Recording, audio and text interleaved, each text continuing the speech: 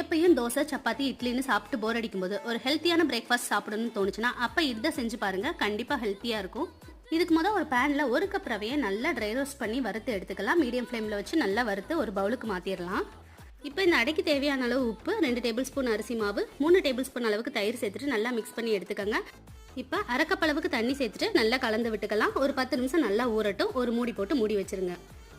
இப்போ 10 நிமிஷம் நல்லா ஊறினதும் இதில் 1 ஸ்பூன் அளவுக்கு சீரகம், ஒரு பெரிய வெங்காயத்தை நல்லா பொடியாக நறுக்கி வச்சிருக்கேன், அதை சேர்த்துக்கலாம். ஒரு கேரட் துருவினது, கொஞ்சோண்டு பீட்ரூட் துருவி சேர்த்துக்கோங்க. தேவையான அளவு கொத்தமல்லி சேர்த்துட்டு நல்லா கலந்து விட்டுக்கலாம். இப்போ இதில் மறுபடியும் அரை கப் அளவுக்கு தண்ணி சேர்த்துட்டு நல்லா கலந்து விட்டுக்கோங்க. இப்போ ஒரு தோசைக்கல் நல்லா சூடானதும் 1/2 ஸ்பூன் ஆயில் சேர்த்துட்டு பொறுமையாக தேய்ச்சி விட்டுக்கலாம். ரொம்ப மெல்லிசாக ஊற்ற முடியாது, கொஞ்சம் திக்காக தான் இருக்கும். இப்போ இதில் கொஞ்சம் எண்ணெய் சேர்த்துட்டு 2 நிமிஷம் கழித்து திருப்பி போட்டு 2 நிமிஷம் வேக விட்டு எடுத்துக்கலாம். இப்போ 2 சைடும் நல்லா வெந்ததும் சுட சுட சட்னியோட சர்வ் பண்ணால் சூப்பரான டேஸ்ட்டில் இருக்கும். நீங்கள் இதை கண்டிப்பாக ட்ரை பண்ணி பாருங்கள்.